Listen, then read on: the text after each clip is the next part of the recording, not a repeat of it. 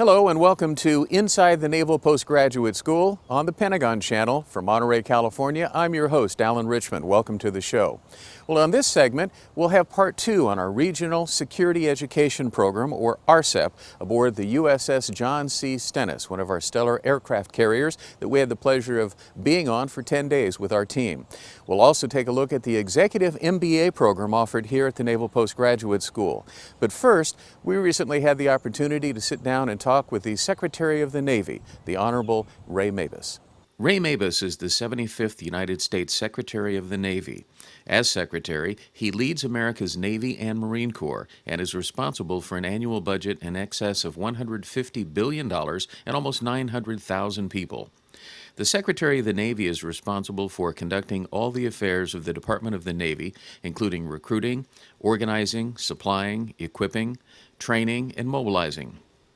Additionally, he oversees the construction, outfitting, and repair of naval ships, equipment, and facilities, and is responsible for the formulation and implementation of policies and programs that are consistent with national security policies and objectives established by the President and the Secretary of Defense. Secretary Mabus is a native of Ackerman, Mississippi. Recently, he visited the Naval Postgraduate School in Monterey, California, where we had the pleasure and the honor of speaking with Secretary Mabus.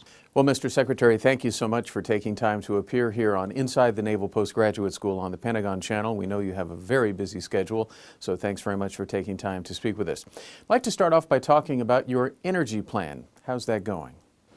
When you look at the overall energy picture, I think we're making incredible progress toward the goals that we've set. The broadest goal that we have in the Navy is that by no later than 2020, at least half our energy, both afloat and ashore, will come from non-fossil fuel sources. And we are making pretty dramatic steps toward that. We're on a plan to sort of test and certify all our aircraft. We're going to be through with that, it looks like, by the end of the year. We just did the V-22 Osprey for the Marine Corps 2 weeks ago. We did the T-45 trainer last week.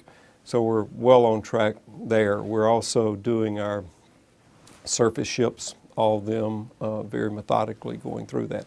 We flew an F-18 Hornet, the Green Hornet, on a 50-50 blend of biofuel and avgas. Plane went 1.7 Mach. Didn't notice the difference. So we're expanding things on shore. We've tripled our solar capability, for example, in the last year. We're going to double it again this year. We just announced a contract in Hawaii to provide solar to virtually all the military bases across the state of Hawaii, not just Navy, but all services. And so we're moving both ashore and afloat, and I'm very happy with where we are and the progress that we've made. Why do you feel that energy is so important to the Navy's mission overall? It's a vulnerability right now. We simply buy too much fossil fuels from either potentially or actually volatile places on Earth. And you look at potential adversaries and at their vulnerabilities, you also better look at yourself and your vulnerabilities. And this is one of our vulnerabilities, not only tactically, but also strategically in terms of price spikes and supply spikes. Every dollar a barrel of oil goes up, it costs the United States Navy $30 million additional in fuel costs. So we're looking at it tactically. We're saving Marine lives, because for every 50 convoys of fuel that goes into Afghanistan, and fuel is the #1 thing we import into Afghanistan, we lose a Marine. We lose a Marine either killed or wounded. That's too high a price to pay. So we're beginning to move toward solar, toward wind, toward things like that, producing energy at the site in Afghanistan with Marines. Same thing on ships. Our Navy ships are the most vulnerable when they're refueled. The Cole was in Aden when it was attacked. So there are strategic reasons, there are tactical reasons, but overall it's to make us better warfighters. What's the role of NPS that we play in the future of all these alternative forms of energy in the development of this program? Well, I think NPS has a huge role to play, and you're already playing it. #1, in some of the just basic research that we're doing in terms of things like biofuels. How does the chemistry work? How can we improve it? #2 is in the certification process, the testing and certification Navy Postgraduate School is involved every step of the way with us in that. And number 3 is what I'm going to announce today, which is that there's going to be a major, an energy major, an advanced degree, a master's degree in energy. It's going to be offered here at the Navy Postgraduate School, first military facility to offer it, and it's going to inform and educate the future leaders of the Navy and Marine Corps. What is it that makes NPS so critical in moving ahead with your energy plan? What part do we play in that? It's in everything. NPS is in the basic science, NPS is in the testing and the certification, NPS is in the educational aspect. And as you look at the big picture, there's not many places in the Navy or the Marine Corps that NPS isn't critically involved. Also because you've got foreign students that come here. And as I go around the world talking to foreign leaders, foreign militaries, virtually every one of them talk about energy as a potential weapon, talk about energy vulnerability, energy security, and I think that this ability to spread this message through these foreign students is also critical. Mr. Secretary, why do you think NPS stays so relevant, not only with your energy program, but in the big picture of today's Navy? Well, I think that NPS has realized that the one thing that is constant is change. That if you stay still, you will eventually stop. And that for NPS to remain very relevant, as you say, which they have to continually look at where the Navy and Marine Corps, where the American military, where America is going. Where does it need the research done? Where does it need the training done? Where does it need for the future leaders of our military to be educated, be informed? And that's why NPS is so relevant, and I think will continue to stay relevant. It's just like our military. It's agile, it's flexible, it's adaptable. Well, Mr. Secretary, thank you again for appearing here on Inside NPS on the Pentagon Channel, and best of luck as you continue with your energy plan. Good to see you again. Well, from the campus of Monterey, California's Naval Postgraduate School, we now head back out to sea aboard the aircraft carrier USS John C Stennis to learn more about the Regional Security Education Program called RCEP. On July 31st, faculty members from the Naval Postgraduate School's Regional Security Education Program, or RCEP, embarked on the USS John C Stennis to deliver cultural education and diplomatic training to the John C Stennis Strike Group in an effort to enhance mission readiness and improve regional situation awareness. We had the opportunity to visit with the commanding officer, Captain Ron Reese, and the Strike Group commander, Admiral Craig Fowler. What's your view of the RCEP and how valuable is it to your officers? Yeah, the RCEP, the Regional Security Educational Program, is extremely important to us. And currently on board we have retired Admiral Loeffler. And with that, he has brought a team of educators, okay, all with PhDs, doctors, okay, professionals, that understand the inner workings of the world politically and culturally. And with that, they allow us now to be able to develop awareness of cultural sensitivities that may be out there.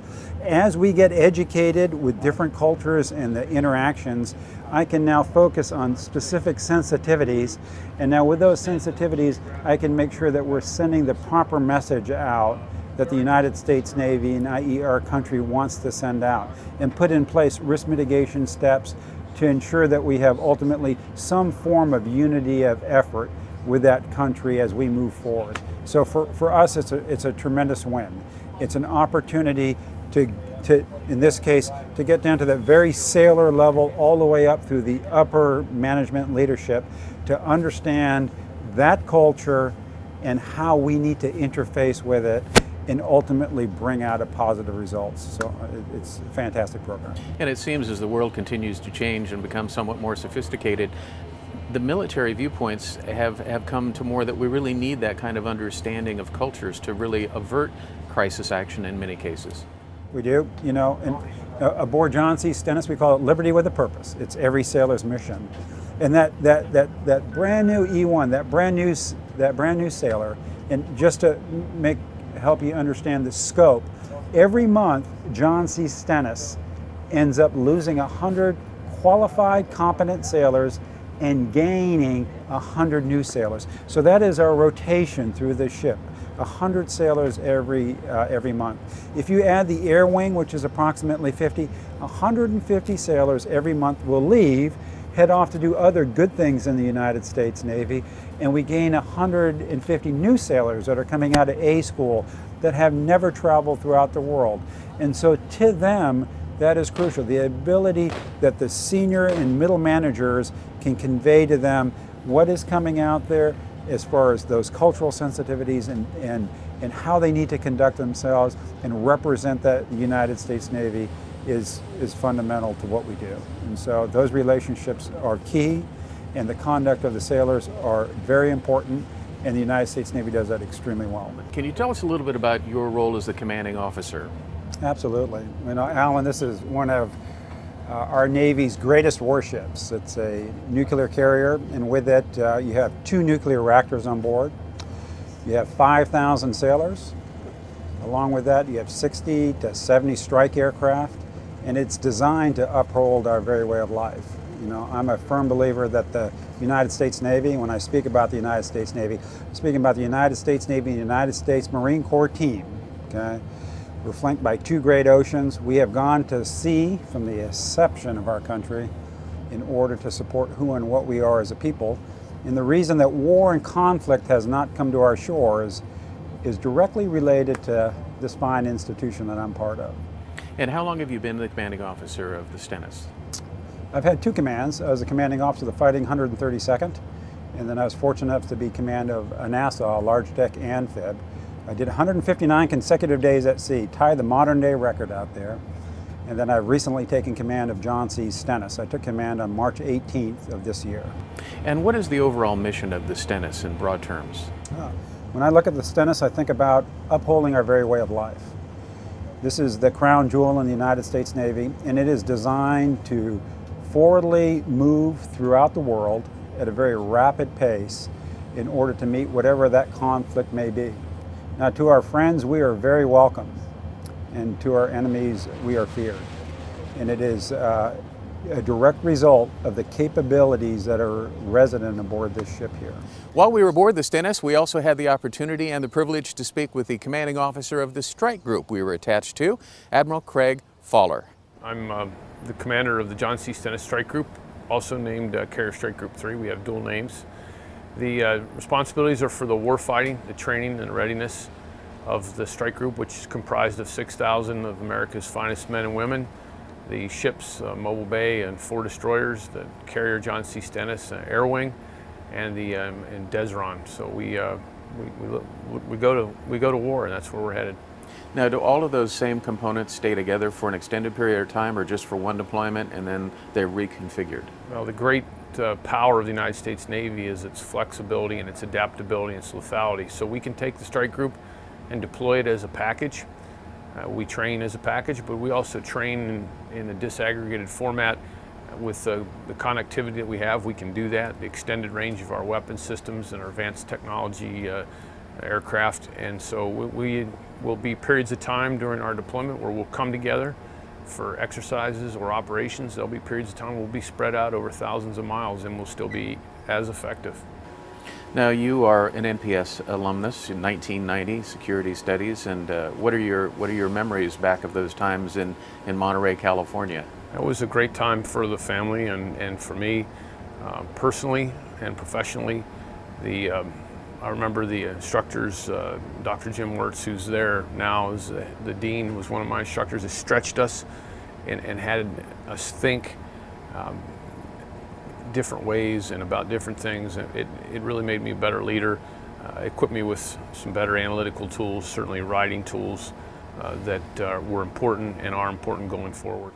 Now, continuing education obviously is very important, and the RCEP program was developed at NPS, and we've had our team here. How important is RCEP to your officers?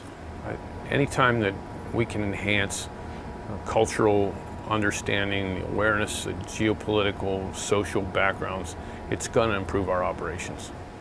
And what's the outcome in terms of the RCEP and the briefings and the different kinds of briefing that we can bring to your folks at sea? Well, that's always the challenge, is to measure the return on investment of education, but certainly it will enhance our ability to understand the tactics and the strategy, which are the bread and butter of our toolkit to be successful in our mission as we move ahead in this deployment. Well, stay with us for more of Inside NPS here on the Pentagon Channel. Right after the break, we'll have more on RCEP, and we'll talk with some of the professors that were on the team, as well as our pilot, Cosmo. Welcome back to Inside the Naval Postgraduate School on the Pentagon Channel. While we were on RCEP, we had the opportunity to speak with two more of the professors who traveled with us on the team. My PhD is in Iranian history, and so I would really characterize myself as an Iran specialist. I spent about 18 months at the Pentagon working as the Iran country director in the Office of the Secretary of Defense, and so I try to balance my time in Iran. I can obviously no longer go back to Iran with how policy is made to try to make the distillation of Iranian history and Iranian culture relevant for the people who are operating around Iran. What I aim for when I teach classes in the Regional Security Education Program and also for the Army is to have the officers better understand, have the students better understand how their adversaries think, so that we can better predict our adversaries' behavior and ultimately come out on top. Without exception, the military has come to an understanding that culture is important, education is important, and it has a direct implication when we're out in the field. I'm a China specialist, also cover other parts of Asia too, but mainly focus on China. But if you focus on China necessarily, you've got to know a lot about the Asia Pacific region, because China is pretty much everywhere. What I try to convey is a Chinese perspective. So I'm not asking them to sympathize or agree with the position I'm taking, but I'm hoping to provide them with some insights into how the Chinese view things, and including U.S. military activity in the region. It's been I've learned a heck of a lot about the Navy, and I have renewed admiration, respect for the sailors who do this for months at a stretch. It's very impressive. Well, special thanks to all the professors who traveled with us as part of the RCEP team aboard the USS John C Stennis. Well, of course, we had to fly onto the ship and fly off the ship, so we turn our attention now to our trusted pilot, Clark Kramer, better known as Cosmo. My name is Lieutenant Commander Clark Kramer. My call sign is Cosmo. I walked into my squadron after completing C2 training, and they had known that a guy with the last name of Kramer was coming, and at the time Seinfeld was pretty popular. So I walked in the door and said, "Hi, I'm Clark Kramer. I'm the new pilot." I'm like, "Your call sign's Cosmo. Now go back outside and walk in like Cosmo." So I had to walk in and do the Cosmo. So that's how I got it. I fly the C2A Greyhound. It is a 2-engine turboprop airplane. Does carrier-based logistics. So we're able to fly 26 passengers or 8,600 pounds of cargo to and from the aircraft carrier at sea. The thing I usually tell people before they fly on the cod is, if you don't like flying, you're probably not going to like flying on the cod, because you do sit backwards, which is very, very unusual, because as the airplane flies along, you sit a little bit forward. There's no windows per se in the back. We have 2 small portholes, so it's kind of an enclosed backwards space. Now you're sitting backwards, which was very comfortable for the arrested landing, because as you slow down, you just get pushed into the back of the seat. Now for the cat shot, a little bit different, because now you have to actually sit into the straps. You're still sitting backwards, the airplane's about to go that way, and so momentum is going to push you into the straps. I call it the best ride that you can have at Six Flags, plus about 10. So it's pretty interesting, because on this one we're going from 0 to about 140 knots pretty quick. So you go through essentially sitting in your straps like this to being thrown into the back of your straps, and then we're airborne. So pretty fun experience. In addition to flying the C2, when I left the community in 2004, I was fortunate enough to go to Monterey and get my master's degree in National Security Affairs from the Naval Postgraduate School. It was awesome. It was a great experience. It really opened my eyes to the larger picture. I'm a better naval officer for it, and I use that experience that I got in Naval Postgraduate School almost every day. Well, special thanks again to our trusted pilot, Cosmo.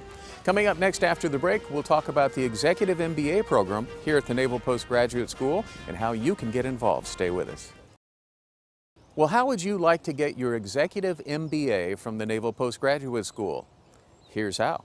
The NPS Executive Master of Business Administration, EMBA, is a defense-focused general management program for Senior Department of Navy officers and Senior Department of Navy civilians. The program design and coursework capitalizes on the current managerial and leadership experience of program participants. Specifically, the NPS EMBA goals are to provide participants with a solid background in management fundamentals, financial management and acquisition knowledge and abilities, the analytical and critical thinking skills necessary to make decisions under conditions of extreme uncertainty, opportunities for interaction so that managers can learn from each other, and projects and activities relevant to today's knowledge-driven, team-based environment. Recently, we had the opportunity to visit with Lieutenant Commander Ben Charles, enrolled in the NPS EMBA program. He's stationed in California at Lemoore Naval Air Station. I've been involved in the program since March of this year, so approximately 6 months, and getting along great. Pretty much done 3 semesters already. And how it integrates into my job is I'm a fleet projects team chairman, which means I'm in charge of all the simulators throughout the country. Now what that means and how it affects my EMBA program is that I deal with acquisitions with different contractors, so L3, Boeing, Raytheon, different civilian contracts, and the EMBA program itself is focused on acquisitions. So I go in the classroom on Thursdays, I learn about something, and then come back into the office and actually have to do that real time. So the way the EMBA program is really affecting my career in a good way is I'm learning the background and then putting that background to use pretty much every day. We go in the classroom, again, 8 o'clock in the morning, we have a remote control set up. We basically just give the NPS unit a call. The professor will come up on the big screen, so he or she can see us as well as we can see them. And our microphones are active, so in every cohort that's across the nation, usually split into East and West Coast, so you're all on the same channel, you're all listening to the same lecture, and then you can actually interact there as well. If you talk, everybody can hear you talk there. The F-18, it's an exciting airplane to fly. Every day you climb into it, you learn something else. It's never boring, it's always exciting, but most importantly is that every flight you fly is different. You learn something new, whether it's around the boat here, the field, or doing air-to-air, air-to-ground missions. You learn something and every flight's different, so it always keeps you on your toes and keeps you sharp. Advanced education for officers is becoming more prevalent in order to, for instance, make command. One of the things they look at is whether or not you've had postgraduate studies, whether it's War College, NPS, or a civilian or private degree. The reason it's important, especially the MBA, as I mentioned, is a lot of the dealings in these days with the contracts and the budget cuts and things that are affecting the military today are really focused on acquisitions, how to streamline the Navy to make it a more effective and efficient business. How we can do that as MBA students or graduates is we can have our background in acquisitions to help out that process once we get into positions in the Pentagon dealing with civilians and contracts and things like that. So the background is important, as well as when you're done your Navy career after 20 years or however many years you put in. It's a good thing to have as a transition to maybe a government or contract job on the other side. It's a one-of-a-kind program, and the reason it was developed is to accommodate folks like us, have busy schedules. It's one of those opportunities that you really shouldn't pass up.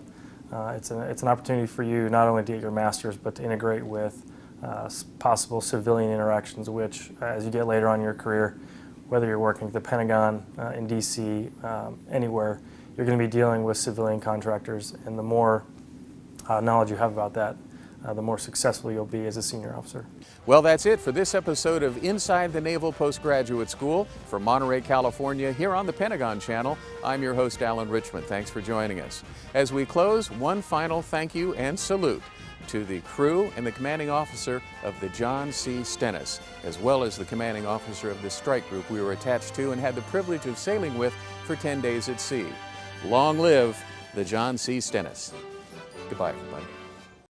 My dear wife, Nancy, you know, I miss you tremendously. And in particular, Bridget, my 11-year-old daughter, okay, Daddy's little girl. She's hopefully out there playing tennis and having a wonderful time in school. And lastly, Ronnie, I have a 4-year-old son, okay. I know Ronnie's getting ready to head into kindergarten, and Ronnie, only the very, very best. Daddy misses you tremendously, and I look forward to the day that I can return and we'll head off and have an enjoyable day. Love you all. I would say that I love her dearly and I miss her so much, and I wouldn't be here without her. She's the one that supports me and gives me all the love and happiness. I'd like to tell them hello and thanks for everything they've done to support me for many, many years. They're the best and I love them. And how about you have folks back in Oregon, I believe? I do. I have a mom and a dad and a sister and a brother and a dog, all back in Oregon. So they're all taking care of each other out there. Say hello to my lovely wife, Rebecca, and our kids, Oliver and Owen.